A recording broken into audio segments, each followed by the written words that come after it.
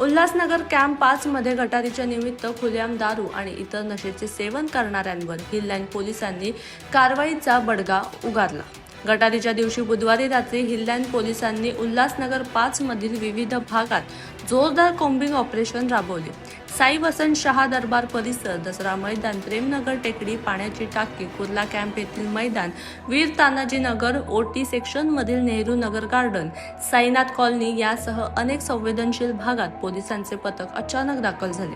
गटारीच्या रात्री काही जण खुलेआम दारू आणि इतर अंमली पदार्थांचे सेवन करताना आढळून आले।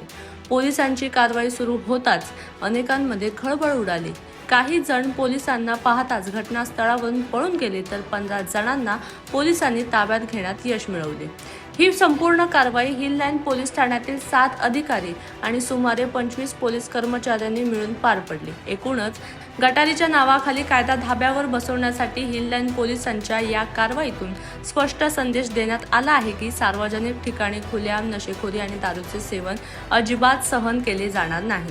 आज अमावस्या असल्याने माननीय पोलीस आयुक्त श्री आशुतोष डुमरे सर यांच्या आदेशाप्रमाणे आणि वरिष्ठ अधिकारी यांच्या मार्गदर्शनाखाली हिललाईन पोलीस स्टेशनच्या अंतर्गत कोम्बिंग ऑपरेशनचं आज आयोजन केलेलं आहे। या कोम्बिंग ऑपरेशनमध्ये आमच्या पोलीस स्टेशनचे 7 अधिकारी आणि जवळपास 25 अंमलदार हे सहभागी झाले होते। या कोम्बिंग ऑपरेशनचा उद्देश जे रेकॉर्डवरचे गुन्हेगार आहेत, पाहिजे आरोपी आहेत, फरारी आरोपी आहेत, हिस्ट्री शीटर आहेत, त्याचप्रमाणे जे वारंवार शरीराविरुद्धचे गुन्हे करतात यांना चेक करून त्यांच्यावर कारवाई करणे हा उद्देश होता।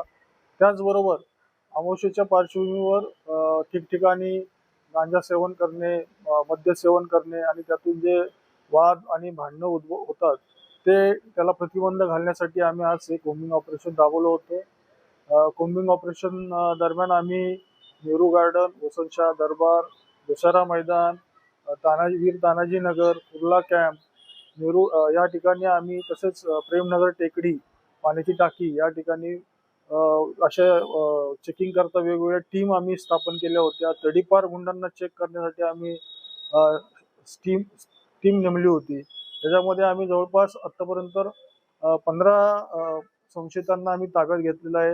आता त्यांचे अभिलेख तपासून त्यांची पुढील आम्ही कारवाई करत आहोत। सर, अशीच कारवाई शहरामध्ये सुरू आहे?